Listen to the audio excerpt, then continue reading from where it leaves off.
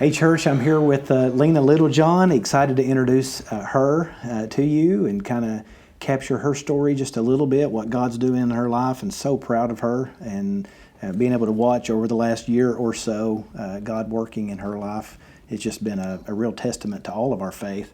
And so I thought we would sit down for just a moment and kind of catch up and just get a little glimpse of what God is doing, Lena. So it's obvious that you're experiencing a mighty move of God, but tell us a little bit about that, where you come from and what your background story kind of is.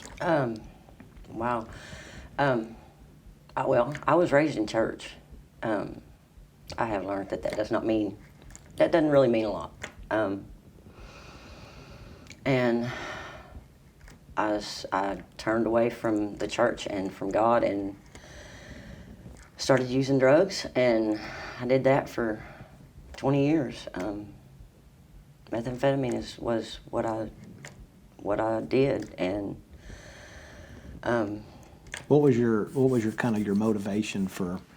I mean, I don't think anybody just wakes up one day and says, you know what, I think I'm gonna turn drug life. So I had somebody bring it to the house, and they were like, yeah, and I'm like, and I was like, okay, why not? I'll try it one time, and then it got to where I'll do it on weekends. 20 years later, nearly 20 years later, is when I sobered up. So, one 20-year-long weekend. Wow. But it was just somebody just brought it to the house and was like, try this. So tell me a little bit about what life looked like during that 20 years for you, as far as relationships and work and finances and stability and. No, there wasn't any of that. Yeah. There was none of that. I lost family relationships. Yeah, I lost all of it. I lost everything. I lost, I missed out on a lot of good years with family, with my mom, dad, my son, my sister. I lost everything. I lost my house, my land, my jobs, vehicles. So what are you thinking as things are just kind of sifting through your hands? What are you thinking all along that time? I mean, anything, or it's worth it, or what am I doing? I mean, how are you processing that? I know thinking about it now is much different than thinking about it then. Yeah, it is. I didn't really think about it then. I just wanted my next high. I just had to get my next high, and it didn't matter what. It didn't matter. It didn't matter what I sacrificed to get that next high. So you're not rational. You're not thinking. You're not making conscious choices. No. It's just choices are happening to you. Yeah, it's just to get the next high. Whatever I have to sell, or whatever. It's just to get the next high. Just to get the next high. That was my only motivation for nearly 20 years. And in that, I lost relationship with my son, with my mom and dad, with my sister, my nephew, all my family just. And they're chasing after you, no doubt. Yeah. They're if prayer and love could have saved me, I'd have come out of it a long time ago. Mm-hmm. But I just had other things to do, and none of that mattered. Nothing mattered. Mm-hmm. So you had shared with me before about, which you may not want to talk about it. That's okay. But you had shared with me before about kind of where you were living in your little Yes. place. Yes. Like I said, I'd lost my house. I had lost my job. I had lost my vehicle, and I was living in a 5x8. It was a storage building that I had gotten. I had put hardwood floors in it, shelves, a bed, in my mom and dad's backyard. And that's what they call a tiny house. Yes, it was a tiny house.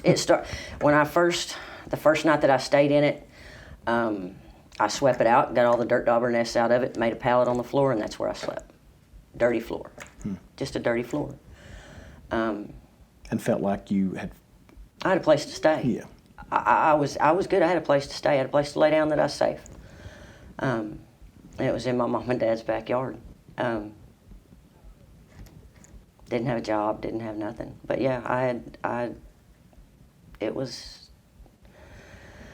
at that point that I looked up and went, wow, something's got to give. And I was there for two or 3 years, living in that 5x8 shed in my mom and dad's backyard. So shifting, pretty hard shift there. So what was it that caught your eye that you were like, okay, this is going to be a next day for me?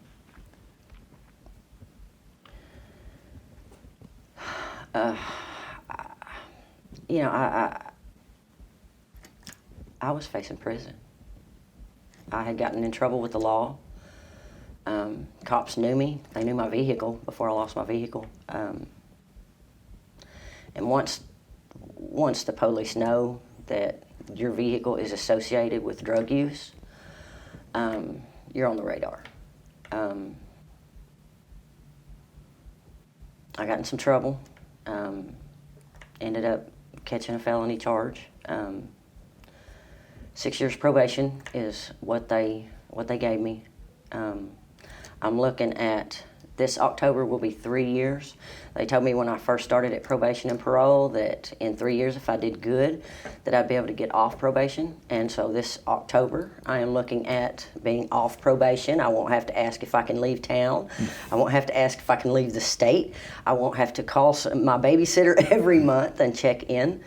Babysitter. Yeah, that's what they are. They're babysitters that, they babysit the people that mess up, and that's, I've told them, you're babysitting me and I'm sorry, but the first 8 months that I was at probation and parole, I walked into my probation officer's office and he did a drug test. Of course, I failed it miserably.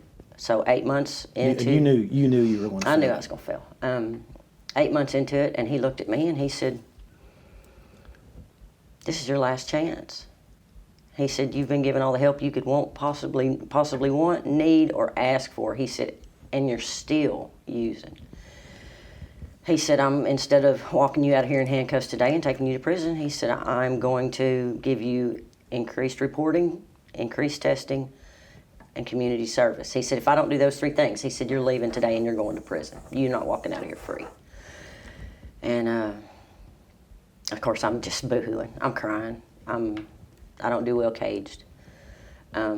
He said, "This is your last chance." He said, "I suggest you use it wisely." For a few days after that, I still used, and then I got up one day and went, I'm done. And I moved across town, and nobody knew where I was at. I literally just locked everything up and walked away. I did. I locked everything up and walked away. And didn't know where you were going? I had a place to go across town. A friend of mine let me stay across town. The rules were no drugs, no alcohol. If you go use drugs, don't come back here. If you drink, don't come back here. If you do anything, don't come back here. And that was really a godsend. It really was. I didn't have anywhere to go. Mm-hmm. And if it hadn't been for that friend of mine taking me in, and that was towards the end of June. June 30th of 2019 is what I call my sober date. That was when I passed my first drug test. I passed that one at home because the next day I had to go take one at the probation office. Now, it wouldn't have mattered what that test said, but peace of mind's worth a lot. I wanted to know how the next day was going to go. I knew I hadn't done anything, but it takes a minute to get everything out of your system, so I wanted to know how that next day was going to go. Yeah, you prepare to leave, and then when you get there and fail, it's like, oh boy. Yeah. So I went ahead and took a drug test at home the night before and prepared myself for, and I've passed every drug test since, so that's my sober date is June 30th. Okay, so let's shift again to how you got here. I had been sober a little over a year, and I'd been saying, "Oh, I'm going to go to church. Oh, I'm going to go to church." Every week I'd say, "Oh, I'm going to go to church. I'm going to go to church. I'm going to go to church." Every Sunday'd roll around, and I'd be like, "I'm going back to bed. I'm going back to bed." And something was missing. Because even though I wasn't using, I just didn't feel, I don't know, something was just missing. So you remember when we talked about this, and I shared with you the parable that Jesus taught about the man who had a demon in his house, and he cleaned out the demon and sent it off and cleaned the house, but the demon went and got 7 other demons and came back into the man's house, and the story, you'd think, well, I did a good thing, I got rid of the demon, but Jesus said the man's latter days were worse than his former days, and so, sometimes it's not just about getting things out, sometimes it's about putting the right things in. Yeah. It's not just about cleaning up, it's about putting the right things on in our life. So I think that's probably what was missing, is I might be sober, but I'm still empty. Yeah, I was, and I knew what I needed to do, but getting up and doing it are 2 totally different things. But that one Sunday morning, I got up and I said, I'm going to church this morning. Instead of I'm going back to bed, I got up and I said, I'm going to church. And that's when I contacted Joe Looper on Facebook Messenger, and I said, where do you go to church? And so tell us how you know Joe. How do you know Joe? Joe was one of the bosses where I worked.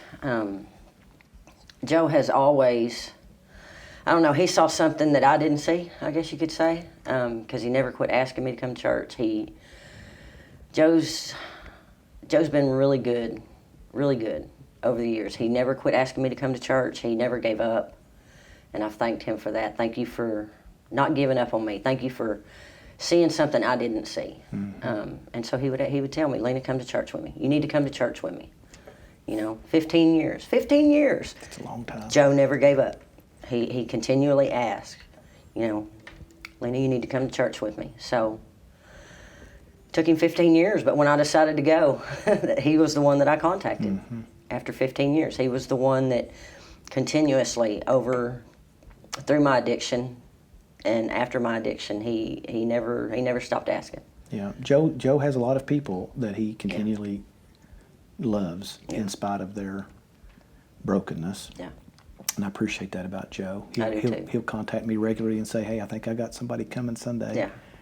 So I knew you were coming. Did you? And it was, if I remember right, it was our very first Sunday back in the room from COVID break. It was our first Sunday back in the gym. Oh, I didn't know that. Yep. I didn't know that. That was our first day back. Okay, I didn't know that. And he texted me, and I thought, well, this is going to be a sign of a new day for our church. Oh, wow. See, I didn't know that. That's awesome. Yeah. Oh, wow. Wow. Yeah, I didn't know that. And you sat as far away as you could possibly sit. I did. And still be in the room. I sat at the back. I sat at the very back. I got a chair and I sat right beside the back door because I thought, I want to be able to get out of here if I need to. I did. What kind of people these are, yeah. I don't know what's going to happen when I walk through this door. So that was almost a year ago. Yeah. And you've been incredibly faithful to be a part of. And you don't sit at the back door anymore, so tell me about that. Well, we've always been back row Baptists in my family.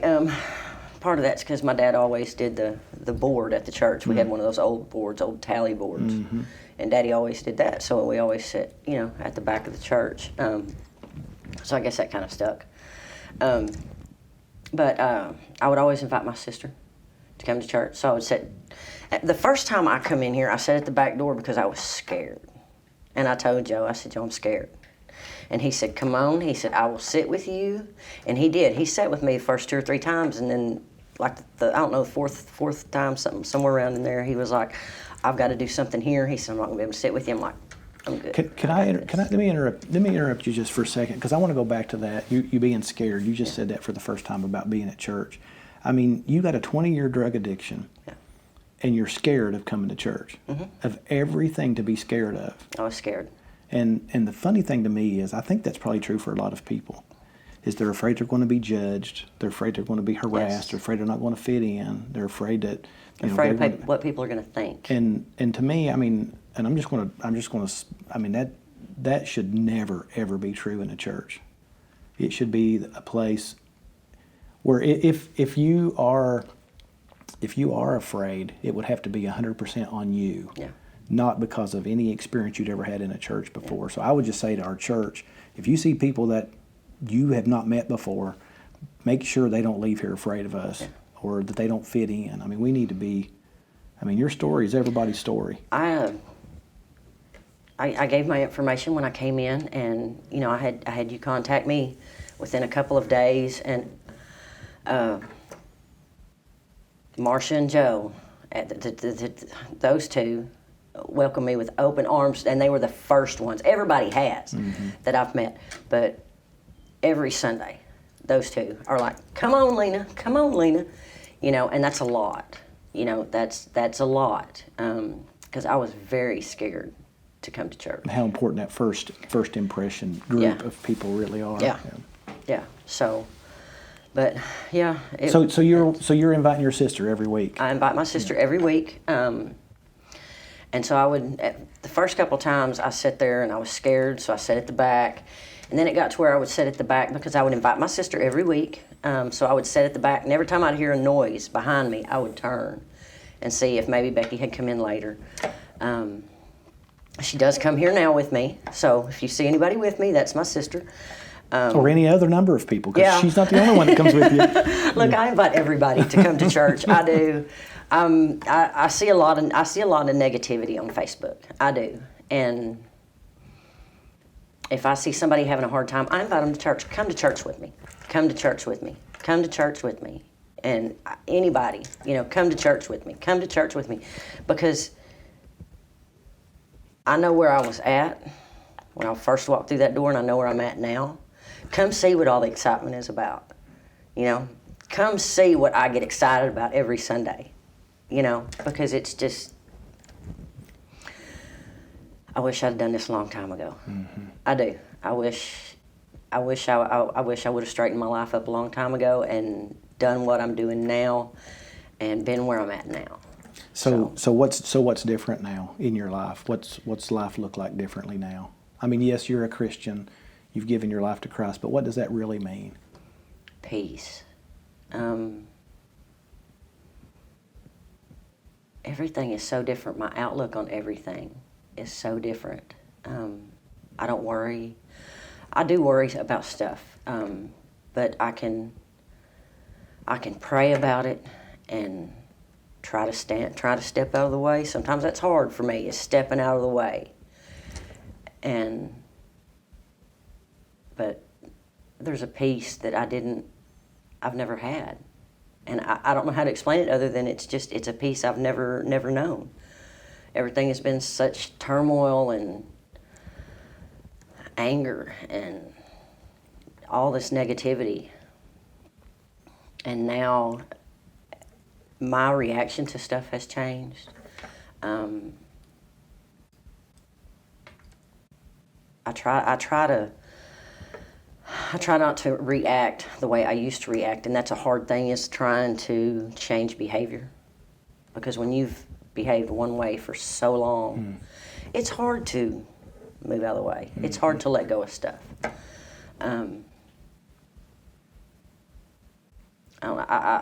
I get so excited about coming to church on Sundays. Easter week was great. It was great. Oh, Easter week was so great. Just the stuff. Tell us about that. The Maundy Thursday service was awesome. I sat back there, and it was a whole. It is so emotional for me.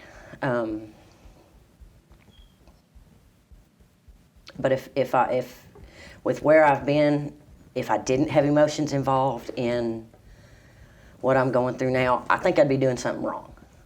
Because the Maundy Thursday service was awesome. It's the first time in my life I ever did communion. I walked in scared to death, gonna stand at the back, you know, and everything. And bless Brittany's heart, she come up to me and she's like, "Girl," I'm like, "I'm scared." And she's like, "Do you want to sit with me?" I'm like, "Yes, yes." I literally, when we were walking up to get the stuff for the communion, I literally stepped on her heel. And I was like, "I'm so sorry." But she made it a lot easier, because when you said to come up and, you know, get the stuff, I was like, "Girl, I've never done this. what, you know, and I had talked to Joe about it earlier in the day, and then she gave me a real quick rundown and just kind of reassured me of, you know, and I was like, okay, because there was this preconceived notion in my head that if I did communion, and this is what I thought, if I did communion and I wasn't in the right place, I would be damned to hell. I mean, that's just where it was at. Mm-hmm. You know, that's what my brain thought. So you took a drink and were like, I passed. I passed. Yes, I passed. I did. You know, and so it's just, I don't know, but that was the first time I'd ever done communion. I come in and did I came into the sanctuary on Friday, and went through the sanctuary, what was going on in there. Did that by myself, you know, came to the Monday, Thursday service by myself. It was just awesome. I would just be in the church and doing what I was doing, things I'd never done before, and just experiencing happiness and joy and independence. True independence. Yeah. And just, I don't know, it was just great. It was great. It was great. And in Easter, you said, you know, that there's so many more people that you hadn't seen yet. Yes. Easter Sunday service. Had I walked in my first time on an Easter Sunday service at this church, I would have turned around and walked right back out. But when I walked in here Easter Sunday morning, and it was packed. I mean, wall to wall, front to back, and I was just like, yay, yay, you know? 6-8 months ago, that's not how that would have went. So you think we should take people's keys when they get here so that they don't leave? Yes, yes. I think you need to put them in a bowl and just put the bowl over to the side and just, you know, let them have access to them. There you go. You know, they're not easy access, so. But, yeah, Easter Sunday service was great. I loved it. So now when you check in with your parole officer, I know there's a little thing that's happened in the last couple of weeks where he's had you retake a picture. Yes. So tell us about that. Okay, so I get shuffled around at probation office, and I've went through, I don't know how many probation officers, but the one that they just gave me a couple months ago, he told me, he said, I need you to come in and we need to get another picture. And I told him, I said, okay, I can do that. And I told him, I said, yeah, because I don't look nothing like the picture that's on file. I said, I don't remember exactly when that picture was taken. I said, but I can tell you I don't look nothing like that anymore. I said, probably pink or purple hair. I said, so I don't look nothing like that anymore. So I kept forgetting to do it. And finally, the day before I had to call him again, I was like, I've got to go get this done before I have to check in. You know, so I go down there and I walk in, and he is actually sitting, and I didn't know this, he was sitting to the left, behind the glass. He was sitting to the left, and so I told him, they said, well, what are you doing here? I said, I got to get my picture taken. I said, my probation officer told me to come in here and get my picture took. So I said, I'm here to get my picture took. Now that right there, look, when I walk into probation and parole, they saw me when I first walked in. So if I walk in there joking around, you know, it's a whole thing. They know that I'm going to mess with them when I go in there. So anyway, this guy gets up, sitting to the left, and she said, well, who's going to take your picture? I said, I guess whoever comes out here and takes it. So he walks out, and he tells me to stand over there, and when he walks up, I see his ID badge. Sure enough, that's my probation officer. And I'm like, oh, so you're him? He said, yes. He said, and you're right. He said, I've seen pictures of you. He said, but I didn't know who you are. He said, I didn't have a clue who you are. He said, and you're right. He said, you look a lot different than that last picture. So it'd been a little over a year. I just had that picture taken 3 weeks ago, something like that. And it had been January of the year before. And yeah. So one looks like death and one looks like life. Yeah. I was getting better when they took that picture, but I still, I've got some pictures that are two totally different people. And I feel like two totally different people. I look back on it, and I've had some things that have reminded me of when I first started getting sober, and I've had some things remind me of before I got sober just here lately. And it's just completely different. I smile more. My cousin had told me, he said, you need to get into church. He said, you need to, he told me what I needed to do, and I kept telling him, I don't know how. And that was my thing, is I don't know how to do that. Well, first off, you got to get up and go to church. That's where you start, regardless of what gets you through the door. I bribe people with coffee. You know this. You've seen this. You know, whatever gets somebody through the door, that's a start. That's a start. Yeah. So, but yeah, my probation officer didn't have a clue who I was. And that was great. That was a great feeling. I walked out of there just on cloud nine. I love it. Yeah. Well, so, Lena, we're really glad that you're here, and we really appreciate you sharing with us and the encouragement that comes from each one of us being reminded of where we all have been. And, lost always looks the same. Yeah, it does. And so does life. And so thank you for reminding us of the transformation that comes with a life in Christ. And I would say, maybe to those who might need help taking the next step, what would your advice be to those who might have been you a year and a half ago? What would you say? Or what would you maybe even say or offer? If there's anything I can do to help, contact me. I'm very open about not only my addiction, but about my sobriety. Recover out loud, because one person recovering out loud from any type of an addiction might save the life of somebody who is active in their addiction. Get into church, get into treatment. Don't think that you can't change, that you can't change your life, because if I can do it, anybody can do it, because I was stuck. I was stuck for nearly 20 years. Wow.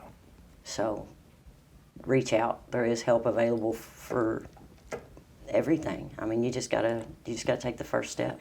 Well, we won't air your number or information, but I will give mine. If anybody would like to talk with Lena, I'd be glad to put you in connection with her. Yeah.